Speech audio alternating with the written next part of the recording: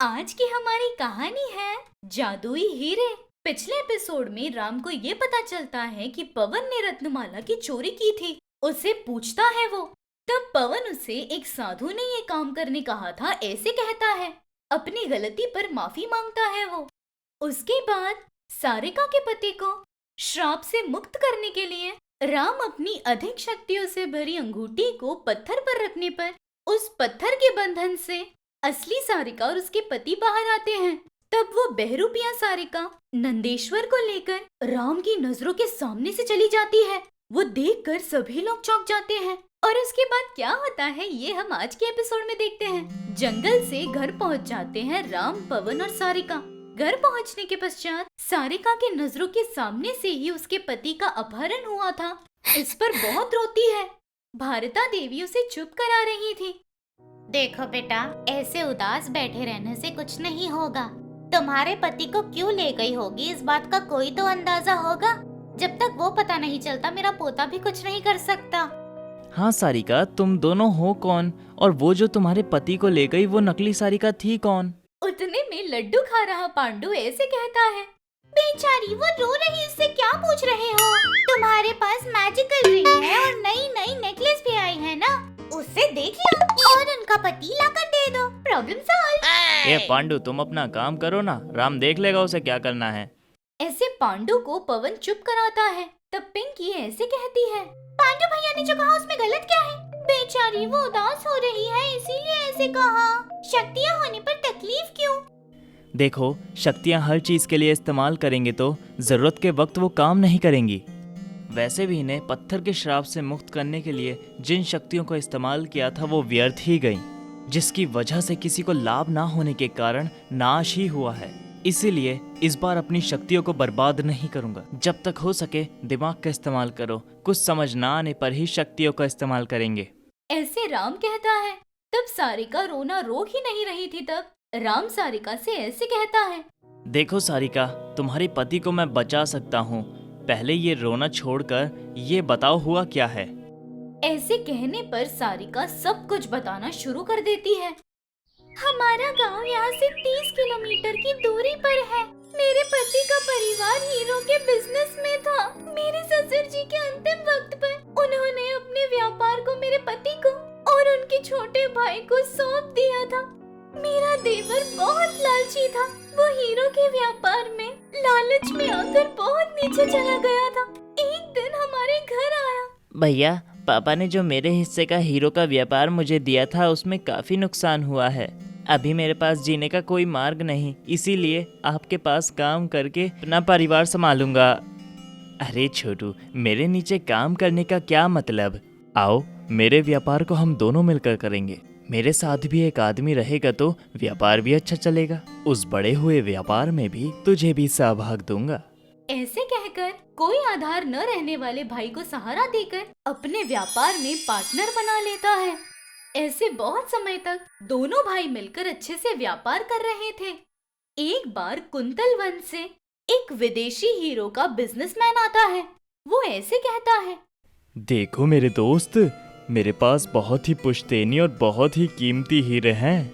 उनमें से कुछ जादुई हीरे भी हैं, लेकिन मैं उन्हें बेच नहीं सकता हूँ। ऐसे उन हीरो का हुक्म है, इसीलिए उन्हें तुम बेच दो।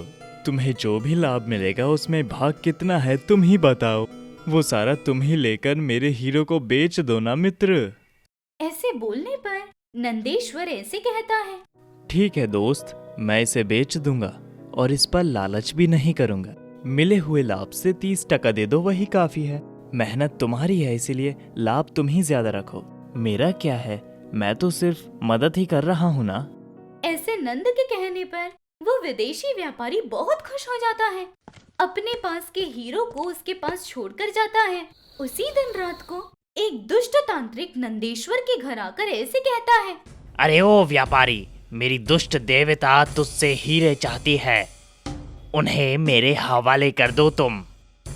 देखो, तुम कौन हो मुझे नहीं पता, लेकिन उन हीरो को मैं तुम्हें नहीं दूंगा। उन हीरो को मेरे मित्र ने मुझ पर भरोसा करके दिया है, इसलिए उनका प्रतिफल उन्हें ही मिलना चाहिए, किसी और को नहीं। ऐसे कहकर उस तांत्रिक से झगड़ा करने लग जाता है। ऐसे उनके बीच झगड़ा बढ़ने के कारण सारिका आकर उन दोनों को शांत कराने की कोशिश करती है। आखिर में उस तांत्रिक को गुस्सा आकर उन पति पत्नी दोनों को अपने मंत्र की शक्तियों से एक बंधन से बांधकर पत्थर बनाकर अपने हाथ से जोर से फेंक देता है। वो उड़ते हुए आकर इस जंगल में गिरती है। ऐसे पूरी कहानी उन सबको बताती है सारिका। वो सब सुनकर पवन ऐसे कहता है, तो फिर वो दुष्ट तांत्रिक ही उन हीरो के लिए उनके पति को ले गया है? नहीं, मुझे ऐसा नहीं लग रहा, क्योंकि उस तांत्रिक ने इन दोनों से हुए झगड़े की वजह से इन्हें बंदी बनाया था। मतलब फिर से वही आकर ये नहीं करेगा। छुड़वाना होता तो कब का छुड़वा दिया होता, लेकिन उसकी ईगो पर चोट लगने पर वो फिर से नहीं आएगा। मतलब उस तांत्रिक को दुष्ट शक्ति ने बोला होगा ये बात बिल्कुल झूठी है, उसके पीछे कोई तो है। ऐसे सोचकर अभी इन सब के पीछे कौन है ये जानने के लिए अपनी शक्तियों का इस्तेमाल करके अपने मन के नेत्र से देखने की कोशिश करता है। तब उसी दिन उस घटना के पहले क्या होता है ये जानने की कोशिश करता है। वो नंदेश्वर का भाई सिंधु नंदन एक गुफा में अपने मित्र तांत्रिक चील के पास आता है। दोस्त, मेरे भैया के पास बहुत ही कीमती, बहुत ही खास हीरे रखे हुए हैं। उसे बेचकर अपने मित्र को पूरा लाभ देने का सोच रहे हैं। वो मासूम, लेकिन एक बार हमारे हाथ पड़ जाए तो हम लोग बहुत अमीर हो जाएंगे। इसीलिए तुम जाकर उन्हें डरा कर वो हीरे ले आओ। ध्यान रखना जरा, तुम्हारे गुस्से का ठिकाना नहीं। बहुत ध्यान से बात करके ले आना। ऐसे कहता है। वो सब देखकर राम ऐसे कहता है, तो ये बात है, उस तांत्रिक ने गुस्से में आकर आउट ऑफ कंट्रोल जाकर ही ने बंदी बनाया था। बस जानबूझकर नहीं, लौटकर फिर से नहीं छुड़वाया, क्योंकि उसकी शक्तियां इसके लिए कम पड़ती होंगी, या फिर उसकी मंत्र शक्तियां नई नई मिली होंगी। एक काम करते हैं, इस रत्नमाला की मदद से नंदेश्वर जहाँ है उसे बचाकर ले आता हूँ। ऐसे राम कहता है और वहाँ से गायब होकर नंदेश्वर को जहाँ बंदी बनाया गया था वहाँ पहुँचता है। वहाँ दूसरा तांत्रिक कौवा था। उसे अपनी शक्तियों की मदद से हटाकर सिंधु नंद की अकल ठिकाने लगाकर नंदेश्वर को वहाँ से ले आता है राम। ऐसे घर पहुँचने के बाद नंदेश्वर ऐसे कहता है, बहुत शुक्रिया दोस्त, मैं ये एहसान कभी नहीं चुका पाऊंगा, इसीलिए आपके लिए एक तोहफा देता हूँ। ऐसे अपने हाथ के हीरे की अंगूठी को उसे देता है। इससे आपकी सारी तकलीफें दूर हो जाएंगी। मैं घर पहुंचने के बाद आपको कुछ पैसे भी भिजवा दूंगा। आप इसके आगे कुछ मत बोलिएगा, ये मेरी खुशी के लिए है।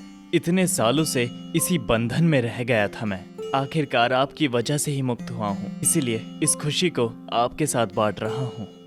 ऐसे कहता है। उतने में वहाँ दादी आकर ऐसे कहती है, अच्छा बेटा, बहुत देर हो गई है, कुछ खाकर विश्राम करो, बाकी की सारी बातें सुबह होती रहेंगी, चलो। ऐसे दादी के कहने पर उस रात सभी लोग खाकर सो जाते हैं। सुबह उठकर देखने पर भारती देवी की जान चली जाती है। ऐसे भारती देवी को देखकर सभी लोग चौंक जाते हैं। बहुत समझदारी से नंदेश्वर को एक तांत्रिक के हाथों से छुड़ाकर राम अपने साथ कोई नई मुसीबत मोड़ ले आया है क्या? उस खतरे ने ही दादी की जान ले ली क्या? घर पर दादी के बिना वो परिवार आगे कैसे बढ़ेगा?